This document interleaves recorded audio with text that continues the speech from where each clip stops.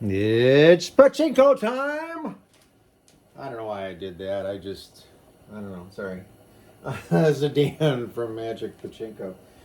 This is a 1973 Nishijin Model B. Probably one of the earlier Model Bs, because they were still making Model A's in 73, as far as I know. I make these videos for two reasons. Mainly, the main reason is for the owner of this machine, so that they get a chance to see it, have some things explained. It also serves as a tutorial for them to make sure they understand how to load it and so on and so forth. But I also make these videos for the folks out there that just like to watch the videos and learn from the things that I'm doing. So when I make comments about a machine and the problems that I've had with them, that in no way deters from the original owners. I mean nothing by it. I'm just stating what I ran into. This one I called my Scotch tape machine. This machine was sent to me with various parts loose and Scotch tape everywhere. It took me hours to get rid of all of the Scotch tape that had been on the machine for probably 20 or 30 years. It's very hard to get the tape residue off. And there were a substantial amount of missing parts on this machine. Fortunately, for not only myself but the owner, this is a Nishijin. They were the most prolific builders of pachinko machines in the 70s, and there's a good supply of parts. I'll buy any Nishijin Pachinko machine regardless of its condition, assuming the price is right. And worst case scenario, I just strip them. I throw all the wood away and literally keep everything else. So fortunately for myself and the customer, I had the parts that this machine was missing. So it's a little bit rough here in this area. Got it cleaned up as good as I could. It's weird that this part of the wood right in here is a lot lighter. I don't know if this got water, or I'm not sure what did that, but it doesn't quite match the original blonde finish. Kind of weird. So let me turn this around. Did a full restoration on this, so the red mahogany frames get taken care of. Very, very pretty. And now we've got it turned around. So on this particular machine, besides Scotch tape everywhere, it was actually missing the jackpot arm, which is right here. This is the jackpot arm, and the bracket. So this arm here was just flopping in the breeze. This mechanism here that holds the front door on was all taken apart, and everything was just sort of hanging there. The dump chute was loose. I believe the jackpot cover was loose. This one was missing the seesaw cover, and I don't think I have any left, or if I do, I'll put one on. There's actually some Scotch tape still on up in here. But finally got her all cleaned up. Redid the wiring. This is new wire up in here. Resoldered everything. It's just a good idea to do that. It was missing the jackpot or the ball out light, so I put a new socket in there and a bulb and so on and so forth. So she's all ready to go. So when you get ready to play Pachinko, there's a couple of things that you need to be aware of. So first thing you're going to do is plug your power supply in and plug it into the pigtail. Pretty easy to do. And if you notice over here now, the ball out light is on, and that is controlled by this leaf switch right here. And it's because there's no balls in this hopper. So with no weight on this white piece, it's up in the air, and this arm presses down on the leaf switch. So when you put balls in, the weight of the balls is going to do this, and it lifts the arm off of the switch. The light goes out. It also raises this piece up here, and in the front it interfaces with the flag that's covering the hole that allows the ball onto the launch ramp. So that flag moves out of the way and a ball will go in onto the launch ramp. So it serves a dual purpose. So first thing you want to do is make sure that the ball dump latch is set properly. I've outlined it in red with a little arrow here. You simply push this piece of metal over so that it interfaces like that. So those two hook together. Very, very important. Now oops, I did this wrong, sorry. There we go. Okay. So if we go over, now what happens is these little L arms will create a ramp for the balls to go across into the jackpot. When this is released, then the L pieces will tip and allow the balls to go down the exit chute and exit the machine.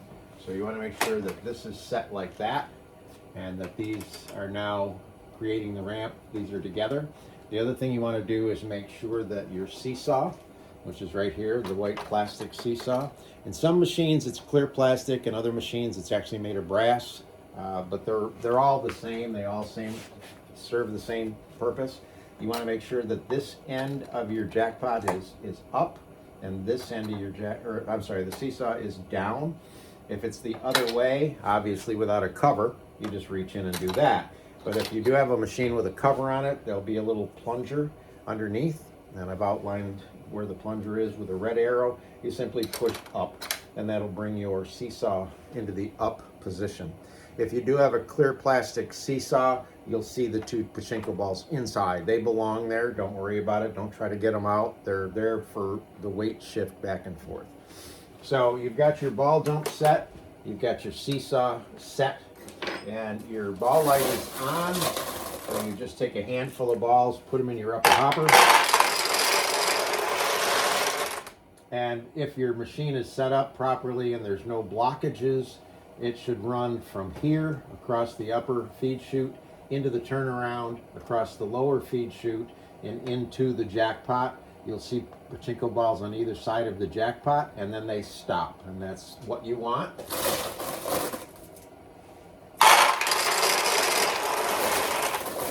So you just keep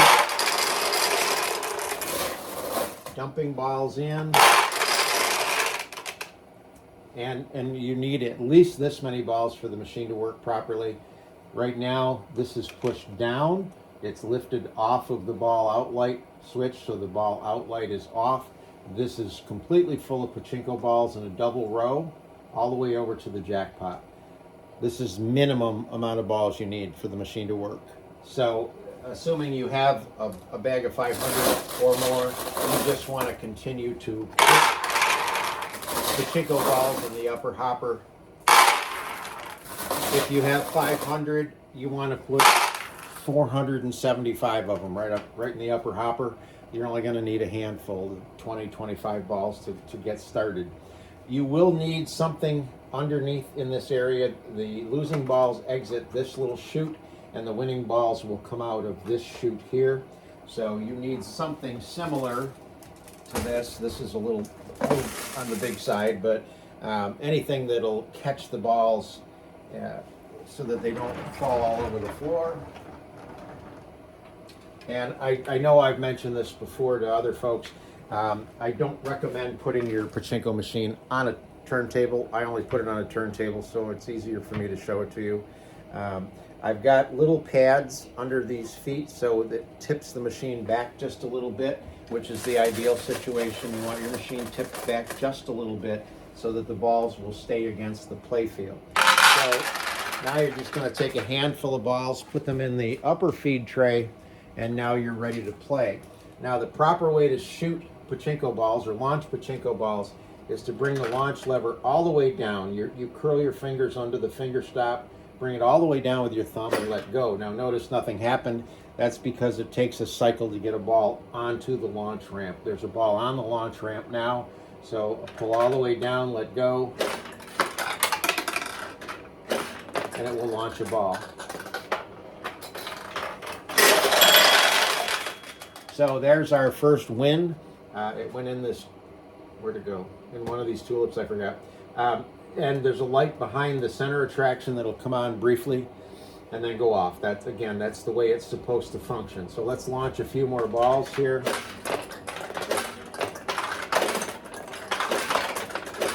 There's another win. So when you launch pachinko balls, if you notice, I push all the way down and let go. There we go. It will go all the way over and hit the bumper, and typically stay on the right-hand side.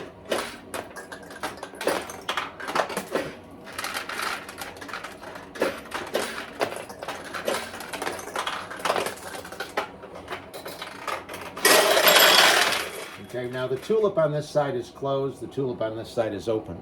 So how do I get a ball on this side to get it into this tulip? It's easy. Press all the way down, but then release a little bit of pressure on your thumb. Sure, a little more, there we go. And it will stay on that side and get a win. Ideally, you want the ball to come up and lose its momentum up in this area. You want it to go down through the center attraction. And with this particular machine, this center attraction is pretty cool. It's got a coil spring in there. So when a ball goes in here, you'll see it spin all the way down to the bottom, and then it will open this tulip.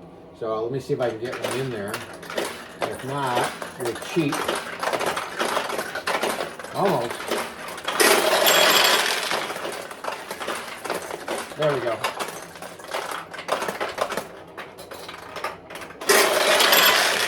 So that was pretty cool. So when you play, when you own a pachinko machine, you are the parlor owner and the player. So the player puts his balls in here, launches the balls, and hopes to win some of the balls that are in the upper hopper. As time goes by, you're going to get more and more balls out here. Eventually, you push this over.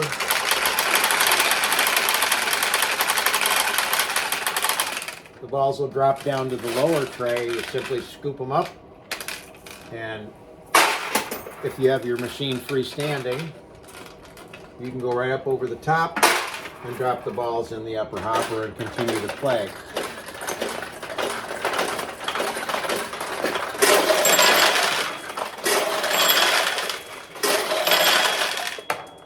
So as this machine is set up properly, if this tray fills up and the balls start to back up inside the machine, the next win will actually come out down here, and you'll hear it hits a different bell, and there's a different sound.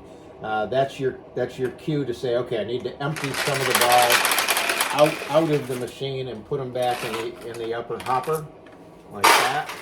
And if you deplete the upper hopper, then over here,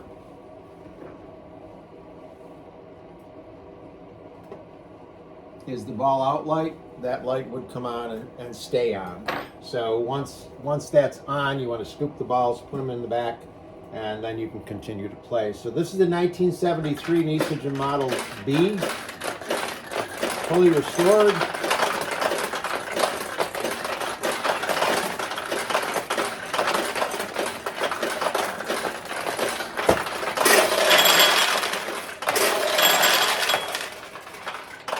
Hope you like it.